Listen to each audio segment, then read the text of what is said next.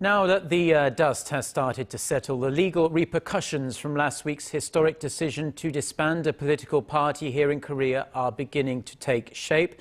The 5 unified Progressive Party lawmakers that were stripped of their parliamentary seats last Friday have vowed to take legal action against their removal from the National Assembly. Also, earlier on this Monday, about half an hour ago, in fact, the election watchdog here in Korea also ruled on the fate of the UPP's local-level lawmakers. Myung-kil reports.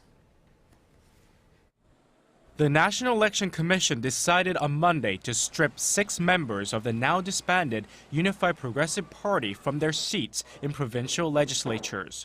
All 6 were appointed under the proportional representation system. Political watchers expected they would be removed, as 2 proportional representatives lost their seats last Friday after the Constitutional Court ordered the dissolution of the UPP. 5 UPP lawmakers lost their seats in the National Assembly in that ruling. Under the court's order, 3 of the vacant seats will be filled during by-elections set for April, while the 2 proportional representative seats will remain vacant until the next general election in 2016.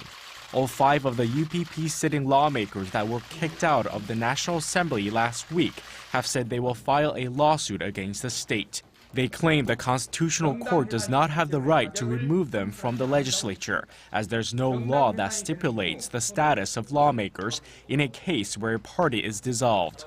Last Friday's ruling comes more than 400 days after the Justice Ministry filed a petition last year following the arrest of a number of UPP members on rebellion and conspiracy charges.